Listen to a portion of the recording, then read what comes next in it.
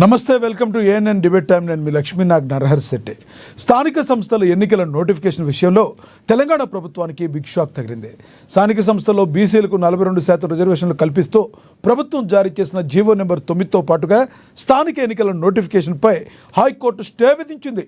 BC రిజర్వేషన్లపై సుదీర్ఘ వాదనలు విన్న న్యాయస్థానం స్థానిక సంస్థల ఎన్నికల నోటిఫికేషన్పై మధ్యంతర ఉత్తర్వులు ఇచ్చింది. పిటిషనర్లకు 2 వారాల సమయం ఇచ్చింది. ప్రభుత్వానికి 4 వారాల సమయాన్ని ఇచ్చింది. 4 వారాల్లో కౌంటర్ దాఖలు చేయాలని ఆదేశించింది. బీసీ రిజర్వేషన్లపై తదుపరి విచారణ 6 వారాలకు వాయిదా వేసింది. హైకోర్టు స్టే నిర్ణయంతో రాష్ట్రంలో 6 వారాల పాటు స్థానిక సంస్థల ఎన్నికల ప్రక్రియ నిలిచిపోయింది. ఆ తర్వాత న్యాయస్థానం తీసుకోబోయే నిర్ణయంపై స్థానిక సంస్థల ఎన్నికల భవితవ్యం తేలనుంది. దీంతో సర్పంచ్, ఎంపీటీసీ, జడ్పీటీసీ ఎన్నికలకైతే బ్రేక్ పడింది.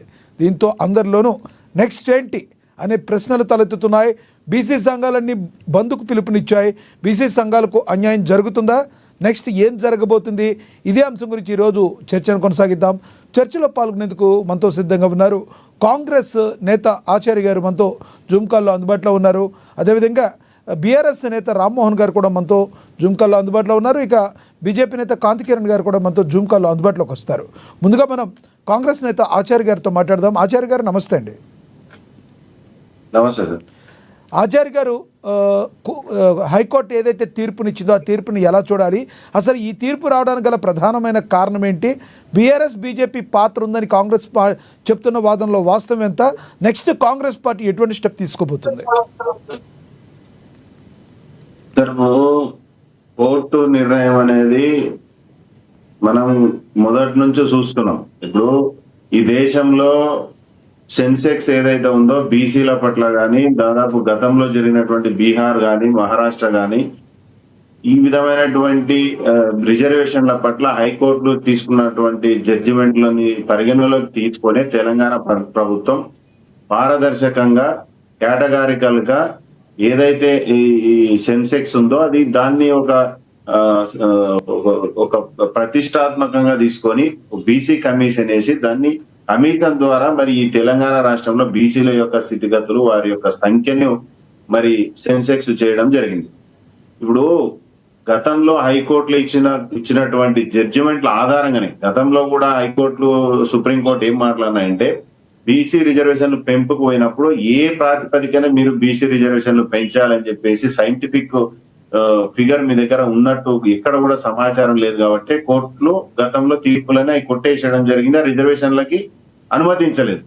కాబట్టి ఇవాళ గతంలో జరిగిన ఈ దేశంలో జరిగినటువంటి బీసీల యొక్క సర్వేలలో సెన్సెక్స్ విషయంలో జరిగినటువంటి అన్ని పరిగణలోకి తీసుకొని ఇవాళ తెలంగాణ ప్రభుత్వం దాదాపు సంవత్సరం పాటు ఈ యొక్క బీసీ రిజర్వేషన్ల మీద మరి కసరత్తు చేస్తూ కమిషన్ ద్వారా ఇవాళ ఈ రాష్ట్రంలో బీసీల యొక్క సెన్సెక్స్ ను, స్థితిగతులను దాదాపు సంవత్సరం పాటు దాదాపు 1,00,000 మంది ఎన్యూమరేటర్లను పెట్టి ఆర్డీఓలు, కలెక్టర్లు, ఎంఆర్ఓలు, ఎంపీడీఓలు దాదాపు 10 మందికి ఒకటి ఇన్ఛార్జీలుగా పెట్టి దాదాపు ఎక్కడ కూడా ఒక చిన్న పొరపాటు జరగకుండా ఎవరైతే సమాచారం ఇస్తున్నారో వాళ్ళకు కూడా సెల్ఫ్ డిక్లరేషన్ సిగ్నేచర్స్ తీసుకొని మరి వాళ్ళ పకడ్బందీగా బీసీల యొక్క సెన్సెక్స్ తెలపడం జరిగింది.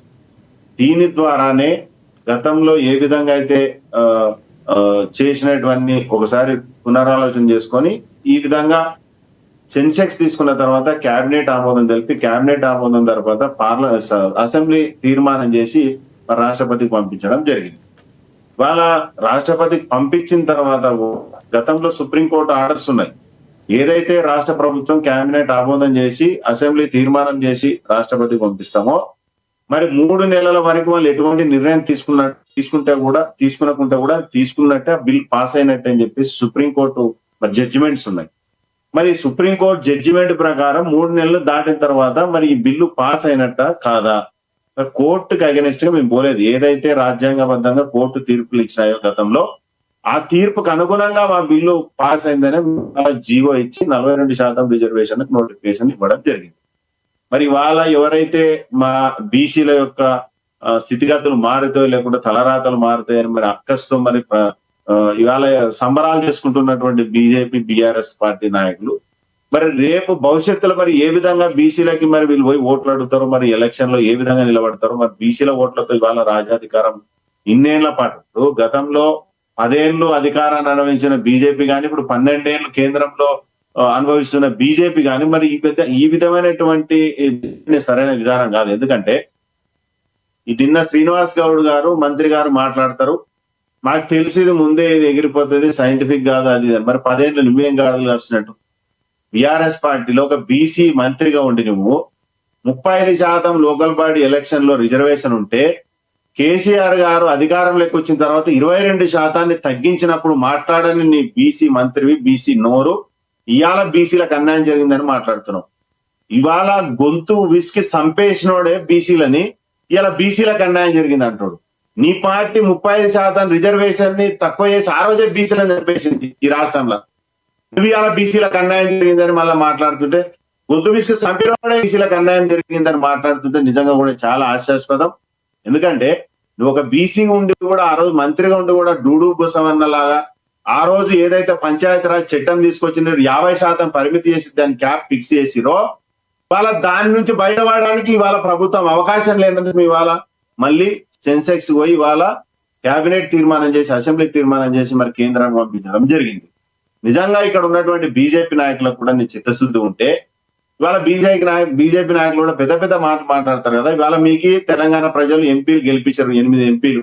మరి ఏ బీసీలు అయితే మీకు ఓట్లేసి గెలిపించిండ్రో మరి ఆ బీసీల పట్ల మీకు చిత్తశుద్ధి అంటే ఎందుకు కేంద్ర ప్రభుత్వం మీరు మాట్లాడి 9th స్టేట్ ఎందుకు చేర్చలేకపోతున్నారు? అంటే బీసీలు కేవలం ఓట్ బ్యాంకింగ్ రాజకీయం కోసమే వాడుకోవాలనుకుంటున్నారా? అంటే బీజేపీ నాయకులకు ఇవాళ తెలంగాణ రాష్ట్రంలో ఉన్నటువంటి బీసీల యొక్క స్థితిగతులు మార్చాల్సినటువంటి అవసరం లేదా? ఇవాళ కాంగ్రెస్ పార్టీ ఏదైతే రాహుల్ గాంధీ గారు ఎంత జనాభా ఉంటే అంత రిజర్వేషన్లు కావాలని ఒక మంచి సంకల్పంతో తన చేసేటప్పుడు దానికి అనుగుణంగా రేవంత్ రెడ్డి గారు కేబినెట్ మంత్రులు ఇవాళ బీసీలకు న్యాయం చేసే దిశగా ప్రయాణం చేస్తున్నారు. మరి ఇవాళ బీజేపీ నాయకులు ఏదైతే ఇవాళ రాష్ట్రంలో ఎంపీలు 8 మంది ఉన్నారో మరి మీరు ఎందుకు ఇవాళ ఎప్పుడు కూడా స్పందిస్తలేరు? ఇప్పుడు ఇది కరెక్ట్ కాదు, 9th షెడ్యూల్లో చేస్తేనే కరెక్ట్ అని తెలిసిన మీరు మరి మీ పార్టీ కేంద్రంలో ఉండి కూడా మీరు ఎందుకు స్పందించలేకపోతున్నారు? బీసీలను మోసం చేసే ప్రక్రియను పెద్ద పెద్ద మాటలు మాట్లాడతారు కదా. మరి ఇదే నరేంద్ర మోడీ గారు 10 సంవత్సరాలు బీసీ ప్రధానిగా ఈ దేశానికి సేవలు అందిస్తూ మరి 10% ఉన్నటువంటి అగ్రవర్ణాలకు 10% రిజర్వేషన్లు ఇచ్చారు. అంటే ఎంత జనాభా ఉంటే అంత రిజర్వేషన్లు ఇచ్చారు వాళ్ళకి. మరి 65% జనాభా ఉన్నటువంటి బీసీలకు ఎందుకు మీకు కళ్ళకు కనపడతలేరా? ఈ దేశంలో ఈ రాష్ట్రంలో ఉన్నటువంటి బీసీలు మీకు అక్కర్లేదా? ఈ రాష్ట్రంలో ఉన్నటువంటి బీసీలు మీకు ఓట్లేస్తే ఎంపీలు అయ్యారు, కేంద్రంలో మంత్రులు అయ్యారు. మరి వాళ్ళ బీసీలకు మరి న్యాయం జరుగుతుంటే అన్యాయం జరుగుతుంటే మాట్లాడరు, మళ్ళీ దానికి పైన కాంగ్రెస్ పార్టీ మీద బురద జల్లే ప్రయత్నం చేస్తారు. 29 రాష్ట్రాల్లో ఏ రాష్ట్రంలో అయినా బీసీలకు ఇంత సైంటిఫిక్ మరి సెన్సెక్స్ తేల్చి మరి కేబినెట్ ఆమోదం తెలిపి అసెంబ్లీ తీర్మానం పెట్టి చేసి మరి కేంద్రానికి పంపించినటువంటి దాఖలాలు ఉన్నాయా? లేవు కదా. మరి ఈ రోజు ఎవరో ఒకరు అడుగు ముందుకేసి బీసీల పట్ల మరి కొట్లాడే ప్రయత్నం చేస్తుంటే మీరు సపోర్ట్ ఇవ్వకపోగా వాళ్ళ కాంగ్రెస్ పార్టీ మీద బురజాలుతారు. అరే మీరేమో రిజర్వేషన్లకి సపోర్ట్ చేయడానికే చేత కాదు, కేంద్రంతో మాట్లాడడానికే చేత కాదు బీజేపీ నాయకులకు. పోనీ బీఆర్ఎస్ నాయకులు 10 ఏళ్ల పాటు పాలించినోడేమో ఉన్న రిజర్వేషన్ తక్కువ చేసి మా రిజర్వేషన్ శాతాన్ని తక్కువ చేసి మమ్మల్ని చంపినోడే ఇవాళ బీసీల గురించి అతి ప్రేమ ఉలకబోస్తున్నాడు. మరి ఎవరికి ఇక్కడ చిత్తశుద్ధి ఉంది? కోర్టుకు పోయి సైంటిఫిక్ గా మేము చేసినటువంటి రిజర్వేషన్లు సెన్సెక్స్ మేము ఏదైతే ప్రూవ్ చేసుకునే ప్రయత్నం చేస్తున్నామో దానికి అండగా ఉండాల్సినటువంటి బాధ్యత ఏదైతే తీసుకోబోతున్నారంటే మీ పార్టీ ఎటువంటి స్టెప్ తీసుకోబోతుంది? నెక్స్ట్ ఏంటి సార్? ఒకటి మాత్రం వాస్తవం, మేము రాష్ట్ర ప్రజలకు ఏదైతే హామీ ఇచ్చినామో దాని మీద మేము సుప్రీంకోర్టుకైనా పోతాం, 100% రాష్ట్రంలో హైకోర్టు కొట్లాడతాం, సుప్రీంకోర్టుతో కూడా కొట్లాడతాం. ఏది సాధ్యం కాకపోయినా కాంగ్రెస్ పార్టీ 42% మాత్రం బీసీలకు టికెట్లు ఇచ్చి గెలిపించుకునే ప్రయత్నం చేస్తాం. రైట్ సార్, మరి కాసేపట్లో మీ దగ్గరికి వస్తాను. మనతోటి బీజేపీ నేత కాంతి కిరణ్ గారు జాయిన్ అయ్యారు, ఆయనతో మాట్లాడదాం. కాంతి కిరణ్ గారు నమస్తే అండి. నమస్కారం అండి. కాంతి కిరణ్ గారు, బీజేపీ బీఆర్ఎస్ కలిసి ఈ రోజున బీసీలని అన్యాయం చేసిందని చెప్పి కాంగ్రెస్ పార్టీ ఆరోపిస్తుంది. అదేవిధంగా బీసీ సంఘాలు కూడా ఒక రకంగా బంద్కు పిలుపునిస్తూ బీజేపీ బీఆర్ఎస్ మీద తీవ్రంగా ఆగ్రహ జ్వాలలు అయితే ఉన్నాయి. అసలు బీసీ సంక్షేమ నేత ఆర్ కృష్ణయ్య గారు అసలు ఏం మాట్లాడారు ఒకసారి మన దగ్గర ఒక బయట ఉంది, ప్లే అవుతుంది, చూద్దాం.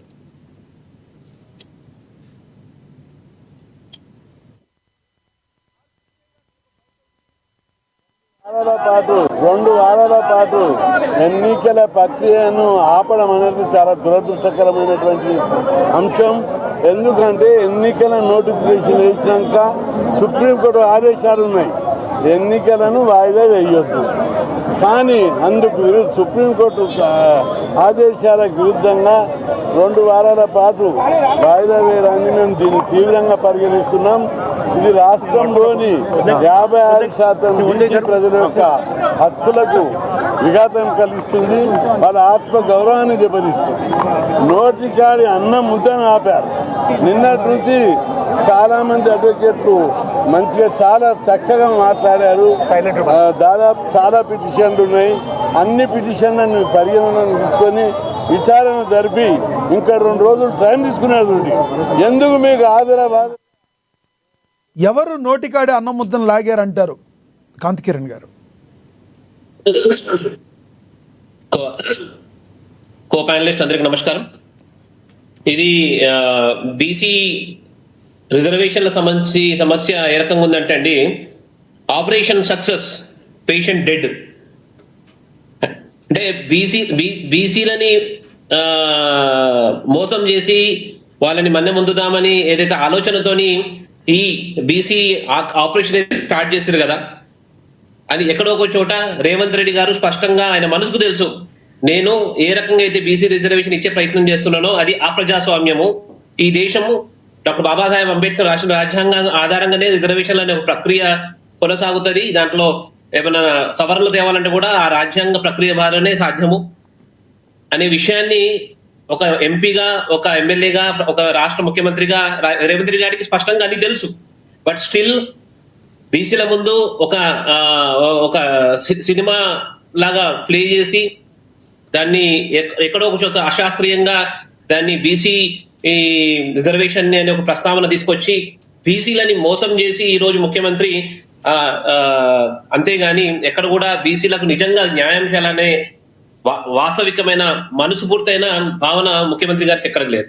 మేము స్పష్టంగా భారతీయ జనతా పార్టీ నేతృత్వంలో స్పష్టంగా చెప్పినాం, ఏ రోజైతే 42% రిజర్వేషన్ మేము బీసీలకు ఇస్తాము అని వారి ప్రస్తావన వచ్చినప్పుడు వారు ఏదైతే ముషాయిదా వారు పెట్టినరో ఆ పెట్టిన ముషాయిదాలో కూడా స్పష్టంగా చెప్పినాము, ఈ దేశంలో ఎక్కడ మతం ఆధారంగా రిజర్వేషన్లో బీసీ జాబితాలో ఎక్కడ కూడా పెట్టలేదు.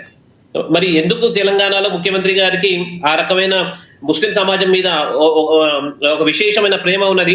బీసీలో ఒక కంచంలో రావాల్సిన కూడుని తీసుకుపోయి ఒక అడుగుజాడల ముస్లింలో ఒక కంచంలో వేసి ఏదైతే ప్రయత్నం చేస్తున్నాడు కదా ముఖ్యమంత్రి, అది నిజంగా అప్రజాస్వామ్యం అని ఆ రోజు నుంచి కూడా పదే పదే మేము చెప్పుకుంటూ వస్తున్నాం. ఈ రోజు స్పష్టంగా ఏ రకంగా అయితే అశాస్త్రీయంగా రిజర్వేషన్లు ఇచ్చే ప్రయత్నం ఏదైతే రాష్ట్ర ప్రభుత్వం చేసిందో అది వాళ్ళు చేసిన తప్పిదం స్పష్టంగా ప్రజలు గ్రహిస్తున్నారు. కాబట్టి ఇంతవరకు 50% రిజర్వేషన్ మించి ఇవ్వకూడదనే రూల్ ఎక్కడా లేదని లాయర్లు, ప్రభుత్వం తరపు లాయర్లు కూడా వాదించారు. ఆ వాదనలో వాస్తవం ఉందంటారు ఏమన్నా? కోర్టు తీర్పు అయితే అంతిమ తీర్పు అయితే ఇవ్వలేదు కదా. చూడండి, ఇప్పుడు ఆ 50% సీలింగ్ అనేది ఇన్ రిటర్న్ ఎక్కడ ఉండకపోవచ్చు కాక, ఆ విషయంలో నాకు కూడా పెద్ద స్పష్టంగా కాన్స్టిట్యూషన్ లో ఎక్కడ ప్రొవిజన్ ఉంది అనేది క్లారిటీ నాకు కూడా స్పష్టంగా లేదు. కానీ ఈ రిజర్వేషన్ ఇచ్చే ప్రక్రియ ఏదైతే ఉంటుందో ఇట్స్ ప్యూర్లీ అంటే రిజర్వేషన్ ని అమలు చేయడం కానీ రిజర్వేషన్ సవరణ చేయడం కానీ ఇట్స్ కాన్స్టిట్యూషనల్ యాక్టివిటీ. ఒక రాష్ట్ర ప్రభుత్వము, మేము చాలా సందర్భాలలో ఏదైతే తెలంగాణ రాష్ట్రము బీసీలకు రిజర్వేషన్ ఇచ్చే ప్రయత్నం చేస్తుంది కదా, దాన్ని స్పష్టంగా కేవలం బీసీలకు మాత్రమే పరిమితం చేసి బీసీల ఏదైతే ఉపకులాలు ఉన్నాయో వాళ్ళందరికీ కూడా వాళ్ళ జనాభా భామాషా ప్రకారము వాళ్ళందరికీ కూడా రిజర్వేషన్ ఇవ్వాలి అని పదే పదే కూడా భారతీయ జనతా పార్టీ నేతృత్వం స్పష్టంగా చెప్పుకుంటూ వస్తున్నది. కానీ వీళ్ళు కారు సలాంలో ఏవైతే నిర్దేశాలు వస్తాయో దాని అనుగుణంగా పనిచేస్తారు అనే సంకేతం ప్రభుత్వం ప్రజలు గ్రహిస్తున్నారు. అందు గురించే ఈ రోజు ఈ రకమైన ఏదైతే అన్కాన్స్టిట్యూషనల్ యాక్టివిటీని అటు హైకోర్టు ఇటు సుప్రీంకోర్టు కూడా నిరాకరించినదని స్పష్టంగా ఒక బుద్ధి ఇప్పుడైనా కనీసము బీసీ ప్రజలు మాకు మమ్మల్ని ఎండగడతారు, బీసీ ప్రజల వీధిలో పోతే మమ్మల్ని కొడతారు అనే విషయాన్ని గ్రహించాలి కాంగ్రెస్ పార్టీ. రైట్, కాంతి కిరణ్ గారు, మరి కాసేపట్లో మీ దగ్గరికి వస్తాను. మనతోటి బీఆర్ఎస్ నేత రామ్మోహన్ గారు అందుబాటులో ఉన్నారు. రామ్మోహన్ గారితో మాట్లాడదాం. రామ్మోహన్ గారు నమస్తే అండి.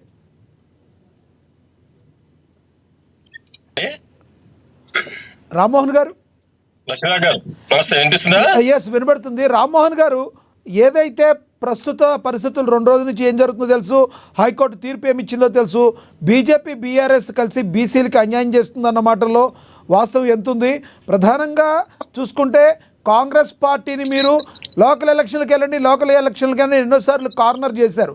తీరా కాంగ్రెస్ పార్టీ ఎలక్షన్లకు వెళ్ళే టైంకి మీరు ఎందుకు కాళ్ళడ్డు పెట్టినట్టుగా, ఎందుకు బీసీలకు సంబంధించిన వాటిలో ఎందుకు నోరు మెదపట్లేదని వస్తున్న మాటల్లో ఆరోపణలో వాస్తవం ఉందంటారా? ఏం చెప్తారు మీరు?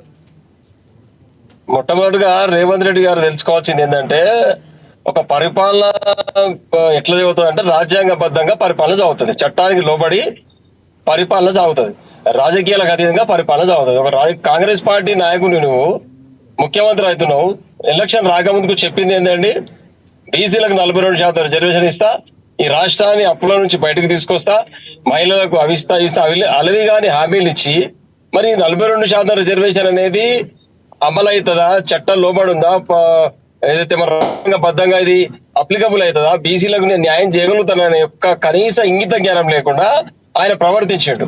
దాని దగ్గర అందరూ ఏమంటున్నారు, చెప్పినా కదా చేయమని అంటున్నారు. ఎవరు వద్దంటారు? 42% రిజర్వేషన్ ఇస్తా అంటే ఎవరు వద్దన్నారు?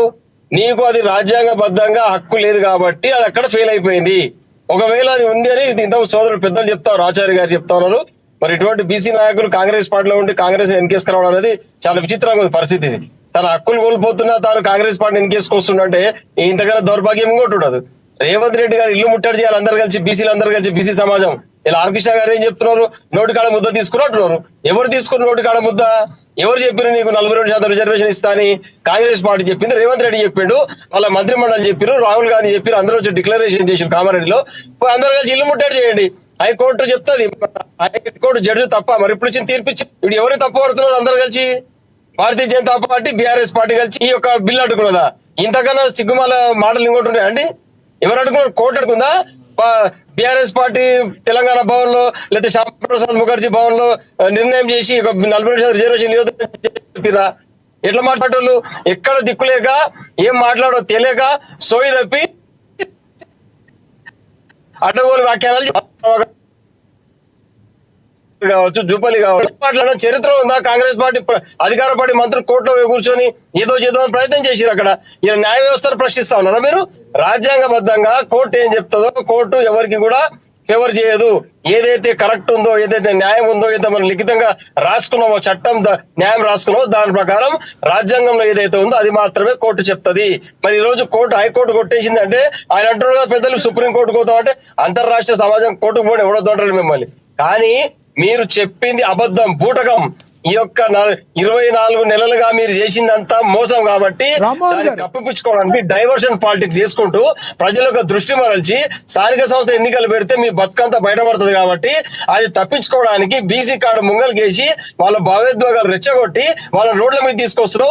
అందరూ కన్ను తెరుచుకొని మీ ఇంటికి వచ్చి తన్నే పరిస్థితులు రేవంత్ గుర్తుపెట్టుకోవాలి. రామ్మోహన్ గారు, మన దగ్గర వాకిటి శ్రీహరి గారు మాట్లాడిన బయట ఒకటి అయితే ఉంది, ప్లే అవుతుంది, చూద్దాం. తర్వాత మీరు మాట్లాడుతురు. కానీ వాకిటి శ్రీహరి గారు బయట ఒకటి ప్లే అవుతుంది. రిజర్వేషన్లకు ఒప్పుకుంటారని ఒక మంచి పాజిటివ్ కోణంలో పోతున్న సందర్భంలో స్టే విధించి కారణాలు చెబుతాం తర్వాత అంటా ఉన్నారు. మేమంటున్నాం, ఈ రోజు ఒక్కసారి ఆలోచన చేయాలి. తెలంగాణ యావత్ బీసీ వర్గాలు ఆలోచన చేయాలి. రాష్ట్రంలో రాష్ట్ర ప్రకారంగా చేయాల్సినటువంటి అన్ని అంశాలని కూడా ఎక్కడ కూడా భూతత్వం పెట్టి చూసి ఎక్కడ ఇబ్బంది కావద్దు అనే ఉద్దేశంతో బిల్లులు పాస్ చేయటం కానీ మిగతా ఇతరత్ర అంపెరికల్ డాటా మీద ఈ రోజు తీసుకొచ్చి మేము హైకోర్టులో స్టే విధించే విధంగా ఉంది అని తెలిసి ఇది విధించకూడదు, మా దగ్గర ఇంత డాటా ఉందని చెప్పిన తర్వాత కూడా ఈ రోజు స్టే విధించి బీసీల నోటికాడి ముద్దను గుంజాలని ప్రయత్నం చేసేటువంటి సందర్భం చాలా శోచనీయమని తెలియజేస్తా ఉన్నా. రైట్, వాకిటి శ్రీహరి గారు కూడా అదే మాట మాట్లాడారు. అయితే మా బట్టి విక్రమార్క గారు దీని గురించి బయట ఒకటి ఉంది, బట్టి విక్రమార్క గారు చూసాక మీరు మాట్లాడేది కానీ సార్. నాయకత్వం కానీ భారతీయ జనతా పార్టీకి సంబంధించిన నాయకత్వం కానీ కాంగ్రెస్ పార్టీకి ప్రభుత్వానికి చిత్తశుద్ధి లేదు. ఒక జీవో ఇచ్చి ఆ జీవో ద్వారానే ఎన్నికలు జరపొచ్చు అని అనుకుంటే ఎప్పుడో ఇవ్వాల్సి ఉండే కదా, ఇంత ఆలస్యం ఎందుకు చేశారని మాట్లాడుతా ఉన్నారు. ప్రజలేమో అమాయకులు కాదు. అట్లాగే బీసీ సంఘాలకు సంబంధించిన నాయకులు అంతకంటే అమాయకులు కాదు. అట్లాగే బీసీ జనాభా స్థానిక సంస్థల్లో 42% రిజర్వేషన్ కావాలని పోరాటం చేస్తున్న ప్రతి బీసీ కూడా అమాయకుడేం కాదు. ఇవాళ ఏంటి ప్రతిబంధకం? ఆనాటి సుప్రీంకోర్టులో ఇచ్చినటువంటి జడ్జిమెంట్ కానీ ఆ తర్వాత జరిగినటువంటి ప్రక్రియలో ప్రతి సందర్భంలో కూడా ఓబీసీలకు రిజర్వేషన్ కల్పించాలి అని అంటే వాళ్ళు అడిగేటువంటి మొదటి ప్రశ్న, మీ దగ్గర ఉన్నటువంటి ఎంపిరికల్ డాటా ఏంటి? ఏ దామాషా ప్రకారం, ఏ లెక్కల ప్రకారం మీరు ఓబీసీలు ఇంతమంది ఉన్నారు, ఇంత రిజర్వేషన్ కల్పిస్తున్నామని ఎట్లా అడుగుతారు? మీ దగ్గర ఏం లెక్కలు లేవు కాబట్టే మీరు లెక్కలు చేసుకొని కరెక్ట్ గా సాంకేతికంగా సైంటిఫిక్ గా సర్వే చేసి మీరు సమర్పిస్తే తప్పనిసరిగా పరిశీలన చేస్తాము. ఏ రకంగా కాంగ్రెస్ పార్టీ చిత్తశుద్ధిని మీరు శంకిస్తారని అడుగుతున్నారు నేతలంతా, ఏం చెప్తారు? రామ్మోహన్ గారు.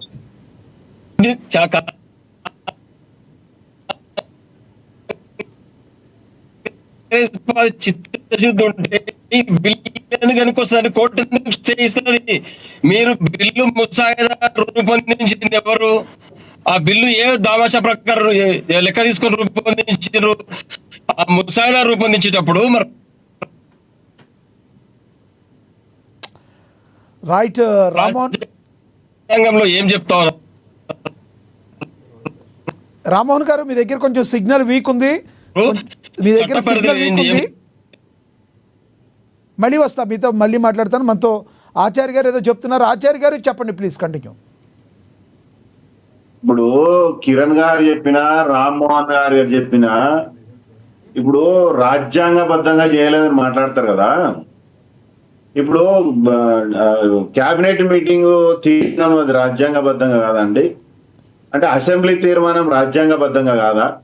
బీసీ కమిషన్ ఏర్పాటు చేసుకుని దాని అండర్ లో సెన్సెక్స్ వేసింది, అది రాజ్యాంగబద్ధంగా కాదా? అంటే ఇప్పుడు కేంద్ర ప్రభుత్వానికి బిల్లు తీసుకప్పుడు కేంద్రంలో బీజేపీ ఉంటే అది చేసే పని అదే పనే కదా.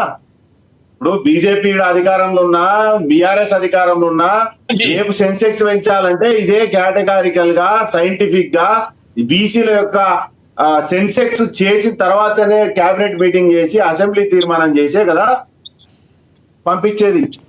42% చట్టం చేయాల్సింది పార్లమెంట్ లో, అసెంబ్లీలో కాదు.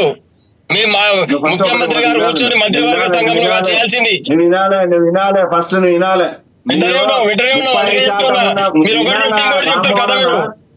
ఇప్పుడు నేను డిస్టర్బ్ చేయలే. నేను 35% ఉన్న రిజర్వేషన్ తక్కువ చేసిన పడిపోయాడు ఈ రాష్ట్రంలో. ఎవడా సన్నాసి? 35% రిజర్వేషన్ అప్పుడు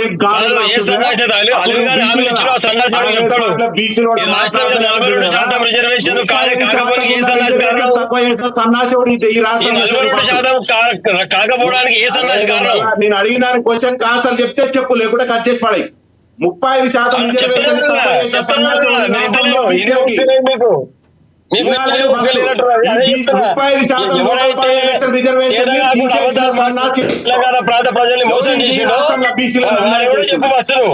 ఎవరు అన్యాయం చేసి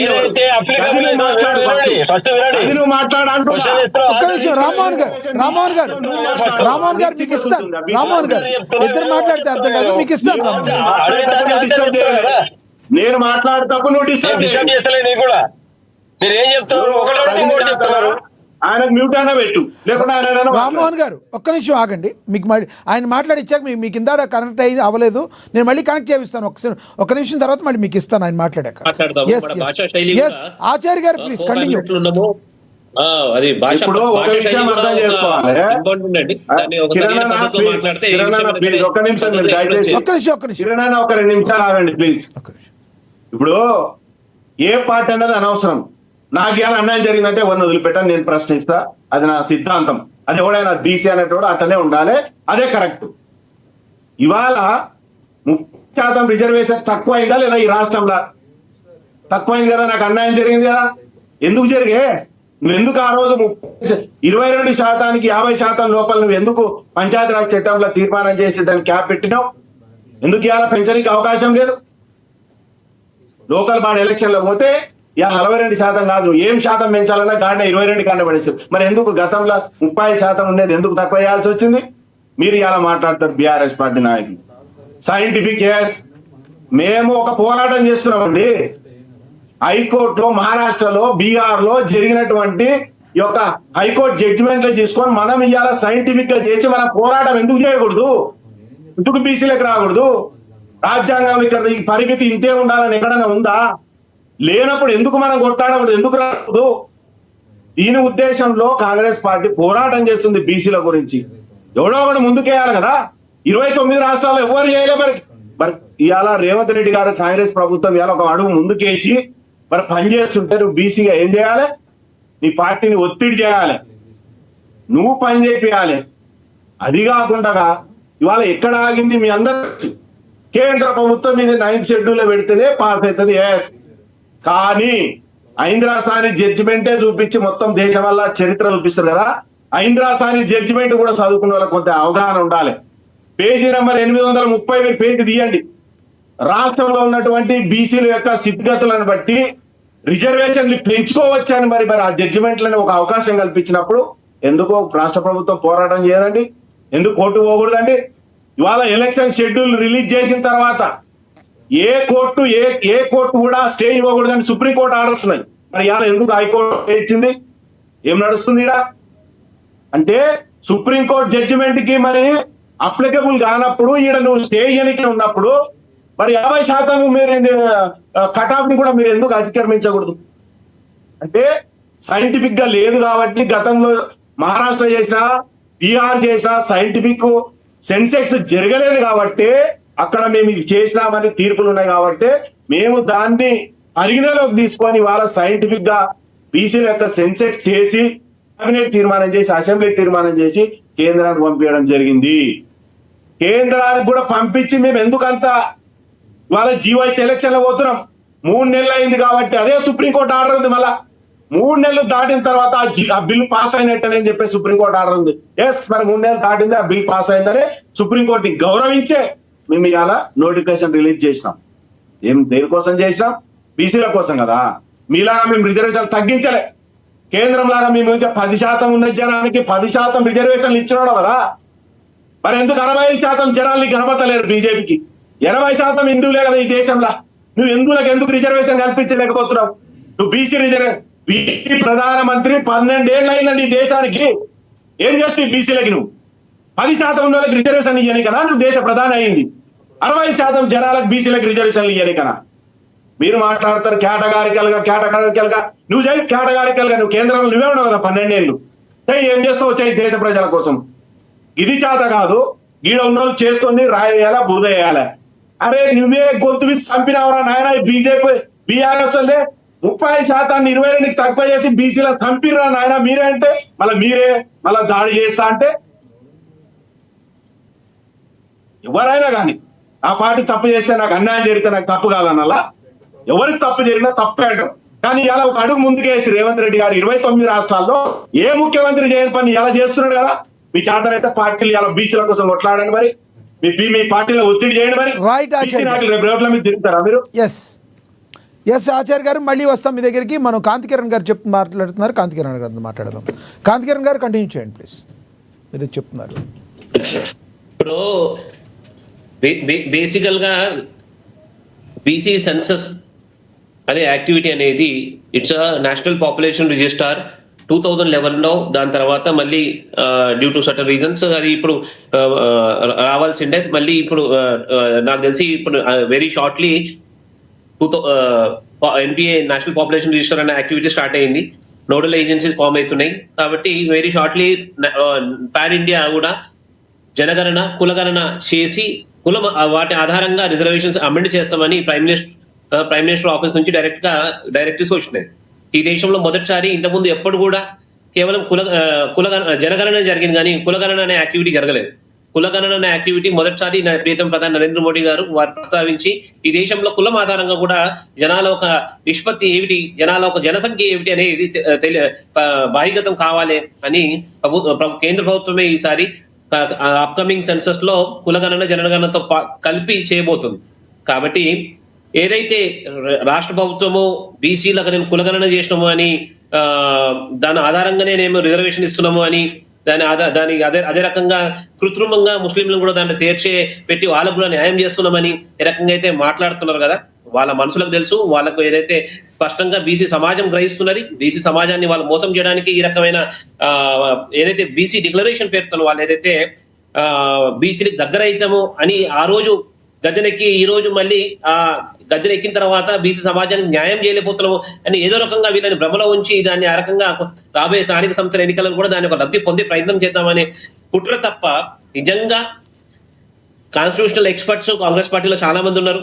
పెద్ద పెద్దోళ్ళు చిదంబరం గారు, అటువంటి కపిల్ సిబల్ గారు, ఇటువంటి వాళ్ళు పెద్ద పెద్దోళ్ళు మాట్లాడుతుంటారు కదా.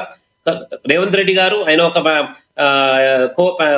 మొత్తం ప్యానల్ అంతా కూడా పోయి ఆ ఎక్స్పర్ట్స్ తో కూర్చొని what is the mode of population register, census activity ఏ రకంగా ఉంటది అనేది అలాగే లాస్ట్ టైం ఒక చర్చ జరిగితే అచ్చా తెలంగాణ ప్రభుత్వం బీసీ జరగడం జరిగింది కదా, ఆ సోర్స్ ఎక్కడ ఉంది, ఏ వెబ్సైట్ మీద పోస్ట్ చేసిండ్రో దాన్ని పబ్లిక్ డొమైన్ లో పెట్టండి అని ఎన్నో సందర్భాల్లో భారతీయ జనతా పార్టీ నుంచి మేము రిప్రజెంట్ చేస్తే ఈ రోజు వరకు కూడా కాంగ్రెస్ పార్టీ ధైర్యం సారలే ఏ డొమైన్ మీద డేటా ఉంది ప్రజలకు అందించే ప్రయత్నం చేయండి అని అడిగితే కూడా ఎక్కడ కూడా దాని స్టాటిస్టిక్స్ పబ్లిక్ డొమైన్ లో పెట్టే ధైర్యమే లేదు.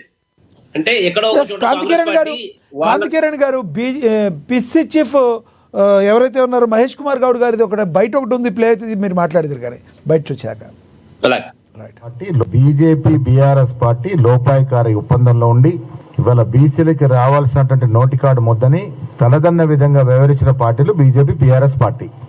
ఇలా బీఆర్ఎస్ నాయకులు అడుగుతా ఉన్నారు, జీవో అప్పుడే ఇచ్చుండొచ్చు కదా, జీవో ఇవ్వడం బూటకం అని. వారు తెలుసుకోవలసింది కాంగ్రెస్ పార్టీ చిత్తశుద్ధి ఎంత లోతైందంటే అసలు ఎప్పుడో బ్రిటిష్ కాలంలో చేసినట్టు కుల సర్వే తర్వాత దాదాపు 95 సంవత్సరాల తర్వాత ఈ దేశ చరిత్రలో మొట్టమొదటిసారిగా రాహుల్ గాంధీ ఖర్గే గారి ఆశయాన్ని పూరిస్తూ రాష్ట్ర ముఖ్యమంత్రి రేవంత్ రెడ్డి గారు, బట్టి విక్రమార్క గారు డిప్యూటీ ముఖ్యమంత్రి గారు చొరవతో నా భూతో నా భవిష్యత్తు దేశ చరిత్రలో స్వాతంత్రానంతరం జరిగినటువంటి మొట్టమొదటి శాస్త్రీయబద్ధంగా జరిగినటువంటి కుల సర్వే. అంతకు ముందు ఈ బీసీలకు రిజర్వేషన్ ఇవ్వడానికి ఏ ఆధారం లేదు. ఒక ఆధారాన్ని సృష్టించి ఒక డాక్యుమెంట్ ని పొందుపరిచిన ఘనత ఈ రాష్ట్రంలో కాంగ్రెస్ పార్టీది. ఆ ఆధారంగానే ఇవాళ 42% రిజర్వేషన్ ఇవ్వగలిగినాం. ఇవాళ గొప్పలు మాట్లాడుతున్న బీఆర్ఎస్ పార్టీ నాయకులు తెలుసుకోవాల్సింది, గతంలో మీరు కాదా 22% దీని రిజర్వేషన్ కుదించింది, క్యాప్ లిమిట్ పెడుతూ చట్టం చేసింది. ఎస్ కాంతికిరణ్ గారు, లోపాయికారి ఒప్పందం బీఆర్ఎస్ బీజేపీకి ఉందని చెప్పి మరొకసారి పునరుద్ఘాటించారు టీపీసీ చీఫ్, ఏమంటారు? కాంగ్రెస్ పార్టీ బేస్లెస్ అలిగేషన్ చేసే అలవాటున్న పార్టీ అండి. Congress party, Bharatiya Janata party, BRS లోపాయ సంబంధాలు అనేది అయితే బట్టగాల్చి మా మీద చేసే ప్రయత్నం చేస్తున్నారు కదా, అది టోటల్లీ బేస్లెస్ అలిగేషన్. పోతే కాంగ్రెస్ పార్టీని భారతీయ జనతా పార్టీ డిమాండ్ చేస్తుంది, మీరు చాలా శాస్త్రీయంగా, చాలా స్ట్రాటజిక్ గా, చాలా టెక్నికల్ గా బీసీ సెన్సస్ చేసినాము అని చెప్తున్నారు కదా, దాన్ని ఏ డొమైన్ మీద పెట్టిండ్రు, దాన్ని ఒక యూఆర్ఎల్ చెప్పండి, పబ్లిక్ డొమైన్ లో రిలీజ్ చేయండి, దాన్ని కామన్ పీపుల్ కూడా చూడాలనుకుంటున్నారు. దాన్ని ఎంతో సందర్భాలలో చాలా మంది బీసీ మేధావులు కూడా అడిగారు, దాన్ని ఒక ఎగ్జాక్ట్లీ దాన్ని డేటాది వ్యాలిడిటీ ఏంది, మేము కూడా దాన్ని ఇవాల్యుయేట్ చేస్తాము, అవుట్ సోర్సింగ్ ఏజెన్సీతో మేము కూడా దాన్ని ఒక ప్రాపర్ స్క్రూటినీ చేపిస్తామని ఎన్నో సందర్భాలలో బీసీ ఆర్గనైజేషన్స్ కూడా రిప్రజెంట్ చేసినాయి. కానీ ఏడ కూడా కాంగ్రెస్ పార్టీ దాన్ని ధైర్యం చేయలేదు దాన్ని రిలీజ్ చేయడానికి. కారణం ఏంటి అంటే ఎక్కడో ఒక చోట ఒక అజెండా పెట్టుకొని బీసీలని మోసం చేయాలనే ఒక కుట్రతోని మాత్రమే కాంగ్రెస్ పార్టీ ఈ రకంగా బీసీ సమాజాన్ని సమూలంగా మోసం చేసే ఒక చర్యలో భాగంగానే ఈ బీసీలకు రిజర్వేషన్ ఇచ్చే నాటకం తప్ప బీసీలకు స్పష్టంగా న్యాయం చేయాలని ఏమాత్రం కూడా కాంగ్రెస్ పార్టీకి లేదు. కంక్లూడ్ చేయండి కాంతికిరణ్ గారు, అంటే వాట్ నెక్స్ట్, అంటే నెక్స్ట్ ఏం కనబడుతుంది, ఏం జరగబోతుందని మీరు అంటారు? ప్రధాని గారి నేతృత్వంలో, భారతీయ జనతా పార్టీ నేతృత్వంలో, ప్రియతి ప్రధాని నరేంద్ర మోడీ గారి నేతృత్వంలో రాబోయే ఏదైతే సెన్సస్ జరగబోతున్నదో ఆ సెన్సస్ లో స్పష్టంగా జనగణన జరగబోతున్నది. దాని తర్వాత దాంతో పాటే కులగణన కూడా జరుగుతుంది. ప్రతి కులాలు, ఈ దేశంలో ఎన్ని కులాలు ఉన్నాయో స్పష్టమైన ప్రతి కుల వారిగా కులపరంగా ఎంత జనాభా నిష్పత్తి ఉన్నది అనేది స్పష్టంగా అది మనకు తెలియబోతున్నది. దాని ఆధారంగానే రాబోయే రోజులలో ఎన్నికలు జరుగుతాయి. దాని ఆధారంగానే రిజర్వేషన్ లో ఒక మార్పుల ప్రక్రియ కూడా జరుగుతుంది. భారతీయ జనతా పార్టీ కేంద్ర ప్రభుత్వం నేతృత్వంలో ఈ దేశంలో అన్ని కులాల వారికి, అన్ని వర్గాల వారికి కూడా న్యాయం చేస్తుంది రాబోయే సెన్సస్ ఆధారంగానే మాకు విశ్వాసం ఉంది. రైట్, టాపిక్ సంబంధం లేకపోయినా అడుగుతున్నాను. బీసీకి సంబంధించి జూబ్లీహిల్స్ ఉప ఎన్నిక కూడా బీసీ కోటాలో మీ బీజేపీ ఇచ్చే అవకాశం ఉందా? ఎందుకంటే బొంతు రామ్మోహన్ గారిని పార్టీలోకి ఆహ్వానించాలంటూ మీ పార్టీని అయితే ఒక ప్రతిపాదన పెట్టినట్టుగా నిన్న సమాచారం అందుతుంది. దీనిలో వాస్తవం ఉందంటారా? భారతీయ జనతా పార్టీ అక్కడ స్థానికంగా ఉన్న బూత్ స్థాయి కార్యకర్తల నుంచి జిల్లా స్థాయి కార్యకర్తలు, రాష్ట్ర స్థాయి కార్యకర్తలు ఎవరెవరైతే ఆ నియోజకవర్గంలో ఉన్నారో వాళ్ళందరితో కూడా ఒక 3 సభ్య కమిటీ చేసి వాళ్ళతో ఒపీనియన్ తీసుకున్నది. ఆ ఒపీనియన్ ఒక సీక్రెట్ ఎన్వలప్ లో రాష్ట్ర అధ్యక్షులు గారికి కూడా అప్పచెప్పడం జరిగింది. కేంద్ర ఏదైతే తెలంగాణ స్టేట్ సంబంధించిన ఒక కోర్ కమిటీ ఉంటుందో ఆ కోర్ కమిటీ అందరూ కూడా సరైన రీతిలో దాన్ని చేసిన తర్వాత గెలుపు సాధించాలే దిశలో ఎవరిని పెడితే బాగుంటుందని దాన్ని ఆ కోర్ కమిటీ నిర్ణయం తీసుకొని అది బీసీ కావచ్చు, ఓసీ కావచ్చు, ఇంక మహిళ కావచ్చు, ఎవరైనా కావచ్చు, కానీ భారతీయ జనతా పార్టీకి నరేంద్ర మోడీ గారి నేతృత్వంలో దేశం మొత్తం మీద అన్ని రాష్ట్రాలలో ఏవైతే ప్రగతి పదంలో ముందుకు పోతున్నదో అదే ప్రగతి రాబోయే జూబ్లీహిల్స్ లో కూడా సాధించాలి అంటే ఒక మంచి క్యాండిడేట్ పెట్టాలనే ఆలోచనతో భారతీయ జనతా పార్టీ దానికి సంబంధించి యాక్టివిటీ చేస్తుంది. అతి తొందరలోనే భారతీయ జనతా పార్టీ క్యాండిడేట్ కూడా డిక్లేర్ చేసే అవకాశం కనబడుతుంది. Right sir. రామ్మోహన్ గారు, మీరు మాట్లాడే ముందు మన దగ్గర ఆది శ్రీనివాస్ గారు మాట్లాడిన బయట ఒకటి ప్లే అవుతుంది, చూద్దాం. మీరు మాట్లాడుతారు కానీ కంక్లూడ్ చేద్దరు కానీ. బీసీ రిజర్వేషన్ల పైన రాష్ట్ర హైకోర్టు స్టే ఇవ్వడం దురదృష్టకరంగా భావిస్తూ ఉన్నాం. ఈ తీర్పు వల్ల మేము తీవ్రంగా నిరాశ చెందుతున్నామన్నమాట ముందుగా చెబుతూ, ఈ రాష్ట్ర కాంగ్రెస్ పార్టీ ప్రభుత్వం, గౌరవ ముఖ్యమంత్రి శ్రీ రేవంత్ రెడ్డి గారు అన్ని ప్రయత్నాలు బీసీ రిజర్వేషన్ల కోసం అనుకూలంగా చేసిన సందర్భాన్ని గుర్తు చేస్తూ, రాహుల్ గాంధీ గారి ఆలోచన మేరకు కులగణన చేశాం, డెడికేషన్ కమిషన్ వేశాం, చట్టం ఉభయ సభల్లో కూడా అమలు చేసుకొని ముందుకు పోతున్నటువంటి సందర్భం. మా బీసీ బిడ్డలందరూ కూడా నోటికాడికి వచ్చిన బుక్కను అందకుండా జరిగిందనేటువంటి బాధతో ఉన్నటువంటి సందర్భంలో మాట్లాడుతున్నటువంటి మాటలుగా ఈరోజు బీసీ. రైట్. రామ్మోహన్ గారు ప్లీజ్ రియాక్ట్ అవ్వండి, కంక్లూడ్. కాంగ్రెస్ పార్టీ పరిస్థితి ఎట్లా ఉందంటే వీళ్ళది మంత్రులు మరి అవగాహన ఉందా లేదా, వీళ్ళకు ఎమ్మెల్యేలు కాంగ్రెస్ పార్టీ నాయకులు ఏం మాట్లాడుతారో ఎక్కడ అర్థమవుతుంది ప్రజలకు. అరే నోటికాడు కూడు, ఎవరి గురించి నోటికాడు కూడు. హైకోర్టు చీఫ్ జస్టిస్ ఎవరైతే నిన్న న్యాయమూర్తి గారు ఇచ్చిన తీర్పును మీరు వ్యతిరేకిస్తున్నారా? న్యాయమూర్తిని ఎవరిని వ్యతిరేకిస్తున్నారు? ఇంతకుముందుకు చెప్తున్నారు గారు మొత్తం కరెక్ట్ చేస్తాం, మాది ఎలాంటి తప్పు లేదు, 100% నిజం ఉందంటే కోర్టు ఎందుకు స్టే ఇచ్చిందో చెప్పాలి. ఎవరు తప్పు ఉంది ఇందులో? ముసాయిదా రూపొందించిన కాంగ్రెస్ పార్టీ నాయకుల తప్ప, దానికి సారథ్యం వహించిన వాళ్ళ తప్ప, ముఖ్యమంత్రి రేవంత్ రెడ్డి గారిది తప్ప, హైకోర్టు జడ్జి గారిది తప్ప, అక్కడ ఇంప్లీడ్ అయినటువంటి ప్రజల తప్ప, ఎవరిది తప్పు ఇందులో? అది వదిలిపెట్టి అసలు రాజకీయ డైలాగ్ బీసీ కాడి నోటి కాడి ముద్ద అని చెప్పుడు మరి ఇంతకన్నా దౌర్భాగ్యం ఏం చేస్తున్నాడు బీసీ? కాంగ్రెస్ పార్టీ ఏమంటే బీజేపీ బీఆర్ఎస్ పార్టీ కోర్టుకి విన్నవించలేదు, రిజర్వేషన్ల గురించి కోర్టుకి విన్నవించలేదు అని చెప్తున్నారు. వినండి, అదే చెప్తున్నాను. బీసీలకు రిజర్వేషన్ దక్కాలని బీఆర్ఎస్ పార్టీ కూడా కోరుకుంటున్నది. కాంగ్రెస్ పార్టీ ఆలోచన విధానం మోసపూరిత ఆలోచన విధానం. తెలంగాణకు ద్రోహులు వాళ్ళు. ఈ యొక్క ప్రజలు సుభిక్షా బతుకులు చూడలేరు. రాజశేఖర రెడ్డి గారు గతంలో ఏం చేసిర్రు? బీసీ రిజర్వేషన్ లో ముస్లిం జనాభాను కలిపి ముస్లింలకు 4% ఇచ్చిర్రు. దాని నుంచి ఎవరికి అన్యాయం జరిగింది? బీసీలకు అన్యాయం జరిగింది. ఇప్పుడు ఆచార్య గారు ఏం చెప్తున్నారు? కేసీఆర్ గారు తక్కువ చేసిరు బీసీలకు రిజర్వేషన్ అన్నప్పుడు, మరి మీరందరూ ఏం చేసిరు? కాంగ్రెస్ పార్టీ కార్యకర్తలు, నాయకులు, మీ ఎవరైతే గొప్ప నాయకుడు బీసీల ఆరాధ్య దేవుడు రేవంత్ రెడ్డి గారు ఏం చేసిరు? ఎక్కడ పోయి మీరందరూ? మరి గడిచిన 5 నుంచి మీరు ఉన్నారు రాజకీయాల్లో, ఎందుకు అడగలేదు? ఆ రోజు క్వశ్చన్ చేయలేదు అంటే అది రాజ్యాంగబద్ధంగా సరైనది కాబట్టి ఎవరు కూడా అడగలేదు. అది గమనంలోకి తీసుకోండి. ఫస్ట్ మిమ్మల్ని అడ్డుకుంటున్నానో మీ కిరీటం మీద ఊసిపోయిందని ఫీల్ కావద్దు. ఇక్కడ మీరు సరైన రీతిలో చేసి ఉంటే ఎందుకు సక్సెస్ కాలేదు అనేది క్వశ్చన్. ఇక్కడ కోర్టు ఎందుకు స్టే ఇచ్చింది? ఎన్నికల కమిషన్ ఎన్నికల నోటిఫికేషన్ ఇచ్చిన తర్వాత సుప్రీంకోర్టు చెప్పింది. సుప్రీంకోర్టు అడగండి వెళ్ళి హైకోర్టు జడ్జి మీద కేసు వేస్తారా? మరి ఏం చేస్తారు? ఇందులో తప్పేవరిది? ఆ తప్పును వెలికి తీసి దాన్ని ఏం చేయాలి అదే ఆలోచన చేయండి. కేటీఆర్ గారు చెప్తున్నారు, గంగుల కమల గారు చెప్తా ఉన్నారు, అయ్యా మేము మీ ఎంబడి పోదంపా ఢిల్లీకి అంటున్నారు. 5 దశాబ్దాల కేసీఆర్ గారు ఎట్లా తెలంగాణ తీసుకొచ్చిండో ఈ కాంగ్రెస్ పార్టీకి చేతనైతే యావత్ తెలంగాణ బీసీ సమాజం ఏకం చేయండి, దేశంలో ఉన్నటువంటి బీసీ సమాజం ఏకం చేయండి. పోదాం పార్లమెంట్ దగ్గర పోదాం, నరేంద్ర మోడీ గారి దగ్గర ఇంటి దగ్గర పోదాం, కొట్లాడదాం, అందరిని ఏకం చేసి పార్లమెంట్ లో బిల్లు పెట్టించి బీసీలకు న్యాయం చేద్దాం. అది వదిలిపెట్టి ఇక్కడ సినిమా డైలాగ్ కొట్టుకుంటూ మీ సన్నాసి ఏం చేసిండు, నీ దొర ఏం చేసిండు అంటే మీ దొంగ ఏం చేసిండు, మరి ఓటుకు నోటు కేసు దొరికితే దొంగ ఆయన ఏం తెలుసు రేవంత్ రెడ్డికి ఇంతప్పుడు తప్పితే ఇంతే ఏం తెచ్చలేదు.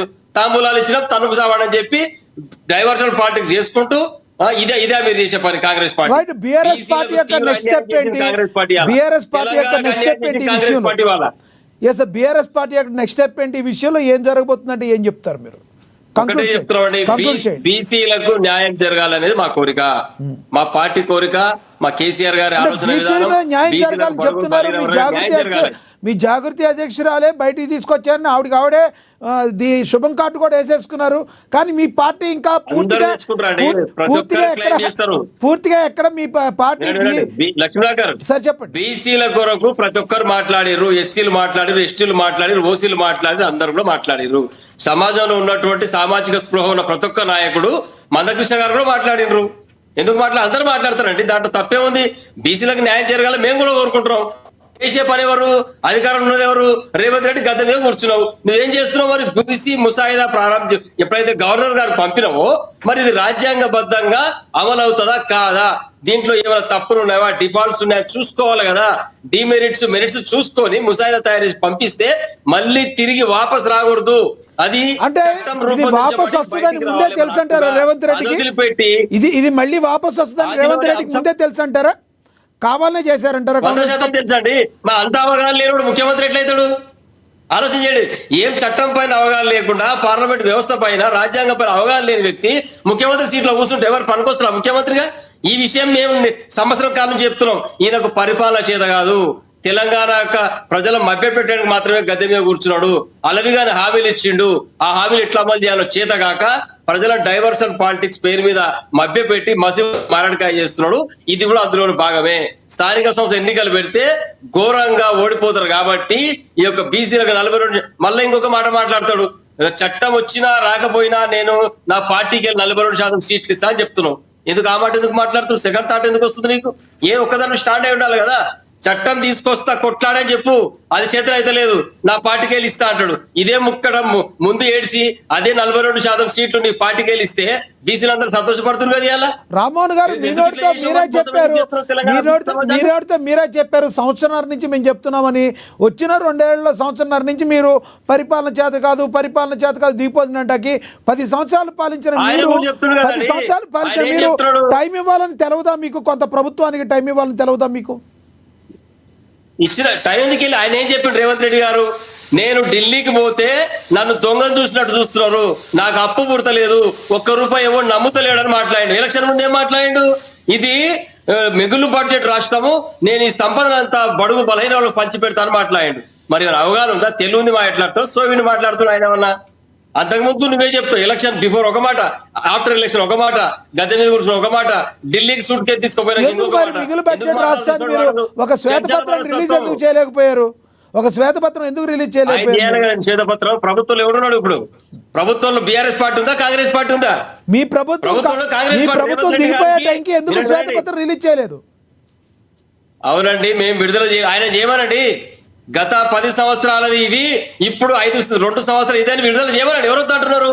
ఆయన చేతిలో పూర్తి సర్వాధికారాలు ఉన్నాయి రేవంత్ రెడ్డి గారికి. ఆయన ఎవరు అడ్డుకునే శక్తి ఎవరికి లేదు. ఆయన మహా మనిషి, ఆయన ఏం చేసినా చెల్లుబాటు అవుతుంది, చెయ్యమని చెప్తున్నాం మేము కూడా. ఎక్కడ అడ్డుకుంటలేదు బీఆర్ఎస్ పార్టీ, ఎక్కడ ఆయన దగ్గర పోతలేదు, ఆయన ఇల్లు ముట్టడి చేస్తలేము, అసెంబ్లీ ముట్టడి చేస్తలేము. ఆయన పరిపాలన కరెక్ట్ చేయమంటున్నాం. ఏవైతే తెలంగాణ ప్రజలకు ఎలక్షన్ బిఫోర్ చెప్పిన మాటలు మొత్తం పరిపూర్ణంగా అమలు చేయమంటున్నాం. బడుగు బలైన వర్గాలకు న్యాయం అనే చెప్తున్నాం. అది మేము చేయొద్దని ఎక్కడ చెప్తలేము, ఇక్కడ సరిగ్గా చేయమంటున్నాం. అబద్ధం మాటలు మాట్లాడొద్దు. ఈ 42% బిల్లు చెప్పినావు కదా, నువ్వు ఎందుకు సక్సెస్ చేయలేకపోతున్నావు?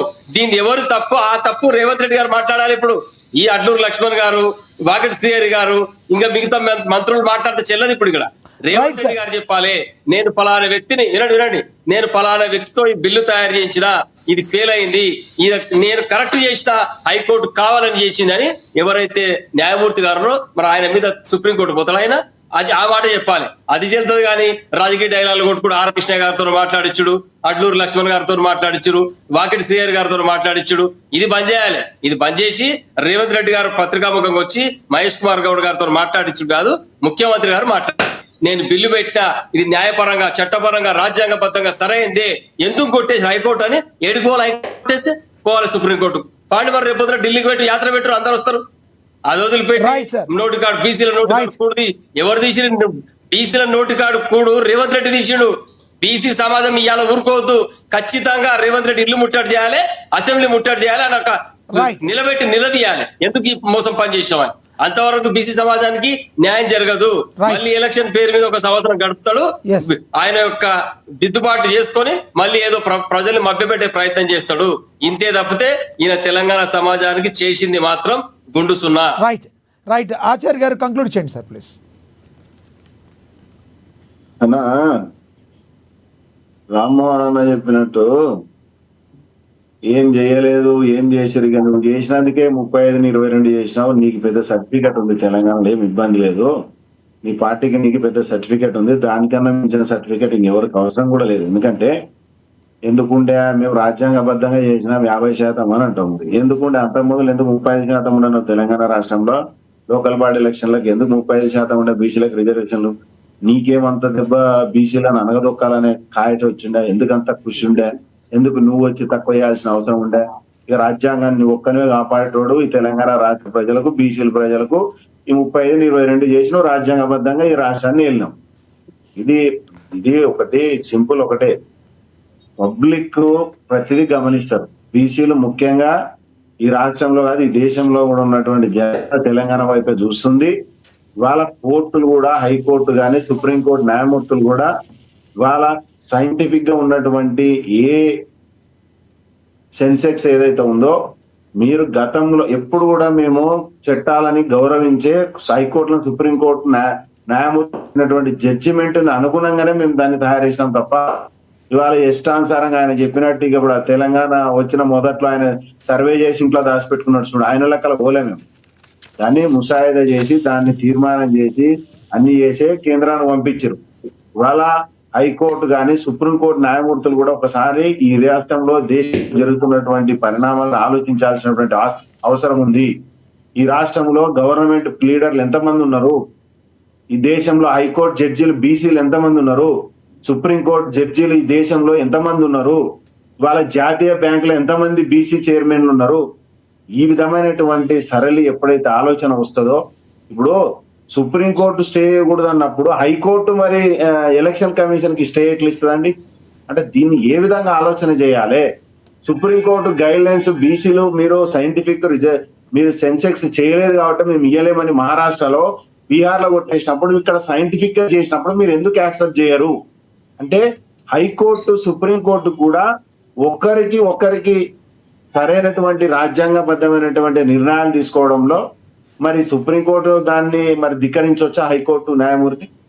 ఈ విధమైనటువంటి ఈ ఆలోచనలు మరి చివరిగా చెప్పండి, నెక్స్ట్ స్టెప్ ఏం తీసుకోబోతున్నారు? సీఎం రేవంత్ రెడ్డి గారు కానీ లేదంటే కాంగ్రెస్ పార్టీ కానీ బీసీకి సంబంధించిన వాళ్ళు బీసీ సంక్షేమ సంఘాలు కానీ నెక్స్ట్ స్టెప్ ఏం చేయబోతున్నాయి అంటే ఏం చెప్తారు మీరు? 100% బీసీలకు మేము ఏదైతే హామీ ఇచ్చినామో దాని దిశగా 100% మేము సుప్రీంకోర్టుకి వెళ్లాల్సిందే. ఎందుకంటే అయ్యే లేకుంటే అమాసా కదా, ఇవాళ బీజేపీ బీఆర్ఎస్ ఏదో చేస్తారని మేమైతే చేయలేదు కదా. రైట్, ఇప్పుడు మేము 100% అక్కడ సుప్రీంకోర్టుకి వెళ్ళినా కూడా మీరు అనుకున్నది వస్తుందని మీరు భావిస్తున్నారా? సార్ పోరాటం చేయాలి. ఎవరో ఒకరు ఈ దేశంలో 29 రాష్ట్రాలు ఎక్కడ లేని పోరాటం తెలంగాణలో మొదలైంది బీసీల గురించి. అది 100% ఎక్కడ ఆగదు. మేము దేశవ్యాప్తంగా ఈ యొక్క సమస్యను తీసుకెళ్తాం, బీసీలకు న్యాయం చేసే దిశగా పోరాటం చేస్తాం. రైట్ ఆచార్య గారు, ధన్యవాదాలండి చర్చలో పాల్గొన్నందుకు. ధన్యవాదాలండి కాంతి కిరణ్ గారు చర్చలో పాల్గొన్నందుకు. ధన్యవాదాలండి రామ్మోహన్ గారు చర్చలో పాల్గొన్నందుకు. ఏది ఏమైనప్పటికీ కూడా మరి హైకోర్టు తీర్పుతో ఎన్నికలకైతే బ్రేక్ పడింది, లోకల్ బాడీ ఎన్నికలకైతే. దీంతో అందరిలోనూ నెక్స్ట్ ఏంటి అనే ప్రశ్న అయితే తలెత్తుతుంది. చూడాలి మరి రానున్న రోజుల్లో బీసీ సంఘాలన్నీ ఎటువంటి స్టెప్స్ తీసుకుంటాయి, మరి కాంగ్రెస్ ప్రభుత్వం ఏ రకంగా ముందుకు వెళ్తుంది, తద్వారా బీఆర్ఎస్ బీజేపీలు ఎటువంటి స్టెప్స్ తీసుకోబోతున్నాయి, మరికొన్ని రోజుల్లో మనకు ఒక క్లారిటీ వచ్చే అవకాశం ఉంది. ఇది వాటి స్పెషల్ డిబేట్. చూస్తున్నాండి. నమస్తే.